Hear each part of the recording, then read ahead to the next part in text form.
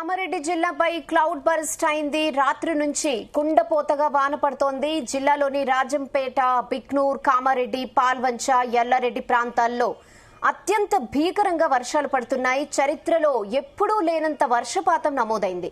రాజంపేట మండలం అరగొండలో 14 గంటల్లోనే ఎవ్వరూ ఊహించలేనంతగా 56 సెంటీమీటర్ల వర్షం కురిసింది.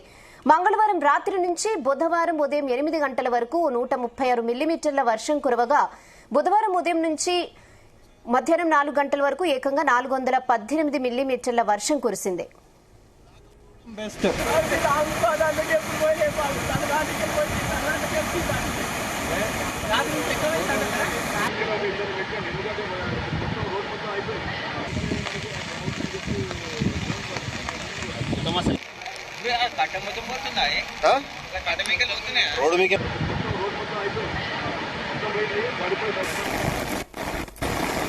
మరోవైపు పోచారం ప్రాజెక్టుకు గండి పడినట్లుగా తెలుస్తోంది. దీనిపై పూర్తి సమాచారం మా ప్రతినిధి సాయిలు అందిస్తారు. సాయిలు,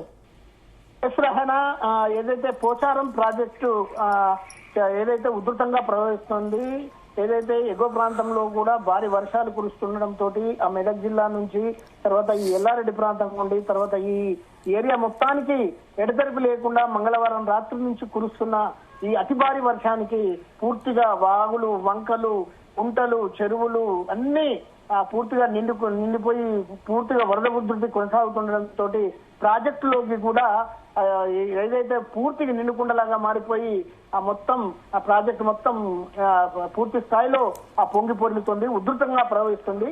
అయితే ఇది పాత ప్రాజెక్టు కావడము, దాని పక్కకే చిన్నగా ఒక గండి పడ్డదని చెప్పేసి మనకు సమాచారం తెలుస్తోంది. అయితే దాదాపు వేలాది ఎకరాల సాగు పంటలకు నీటిని అందించే ఈ పోచారం ప్రాజెక్టు ఇప్పుడు నిండడము, తర్వాత ఈ ఎల్లారెడ్డి ప్రాంతము, బాన్సువాడ ప్రాంతము, తర్వాత మిగతా నాగిరెడ్డిపేట మండలము, ఈ అన్ని మండలాలకు ఇది ఒక వరప్రదాయిని. ఈ ప్రాజెక్టులోకి ఇంకా వరద ఉధృతి కొనసాగుతోంది.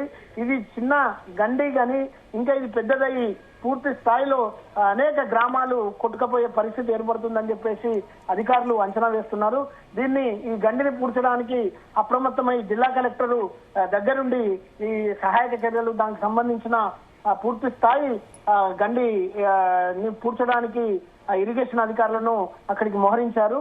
ఉన్నత స్థాయి అధికారుల బృందం కూడా ఇక్కడికి చేరుకుంటోంది. ఈ పోచారం ప్రాజెక్టు ఏదైతే చిన్న పక్కకున్న తూమ్ దగ్గర ఉన్న ఒక చిన్న గండి పడడము, ఆ ప్రాజెక్టులో నుంచి నీరు ఉధృతంగా ప్రవహిస్తుండటంతో ఇంకా అది ఎక్కువగా ప్రమాదకరంగా మారే పరిస్థితులు ఉన్నాయని చెప్పేసి అధికారులు ఇంకా అంచనా వేస్తున్నారు. ఒకవేళ ప్రాజెక్టు ఇంకా ఉధృతి కొనసాగితే మాత్రం ఇక్కడ ఇంకా చెప్పలేని పరిస్థితి ఉంటుంది. చాలా గ్రామాలు మునిగి ప్రాణ నష్టం కూడా సంభవించే అవకాశాలు ఉంటాయని చెప్పేసి కూడా అధికారులు ఆందోళన చెందుతున్నారు. రెహనా, ఇప్పుడు అక్కడ చుట్టుపక్కల ప్రాంతాల ప్రజల్ని అలర్ట్ చేశారా? ఎటువంటి చర్యలు తీసుకున్నారు అధికారులు?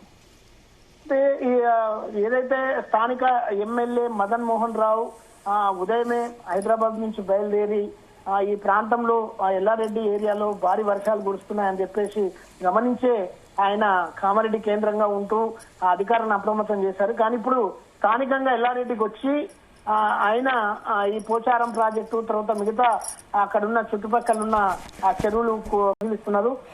ఇక్కడనే ప్రాజెక్టు పరిసర ప్రాంతాల్లోనే అధికారులంతా ఆయనతో సమావేశం నిర్వహించేసి పూర్తి స్థాయిలో దీన్ని ఏదైతే దాని గండిని ఇప్పుడున్న చిన్న గండిని పూర్తి చేసి ఇంకా దానికి ఒక బలమైన ప్రాంతంలో గట్టిగా సిమెంట్ సంచులు గాని ఇసుక సంచులు గాని అక్కడ వేసి దాన్ని అడ్డుకట్ట వేసే ప్రయత్నాలు మాత్రం ముమ్మరంగా కొనసాగుతున్నాయి.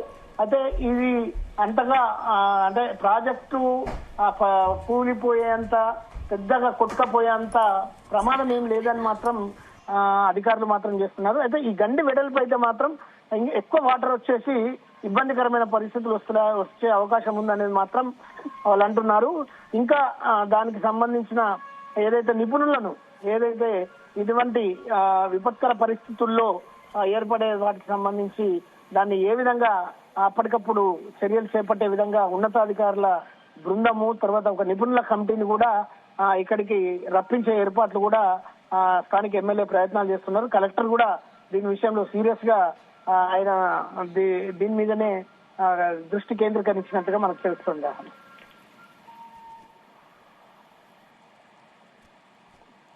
updates.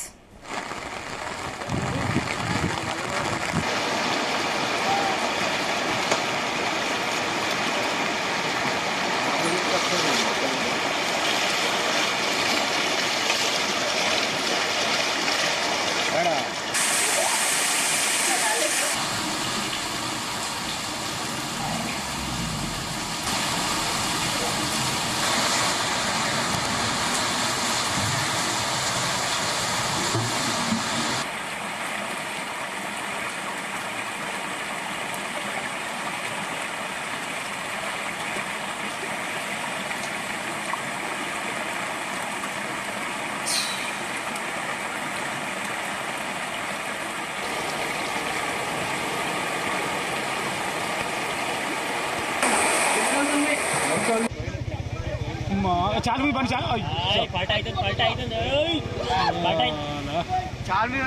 చాలు మీ బండి పోతున్నాయి పోతున్నాయి పోయినాయి 1 2 3 4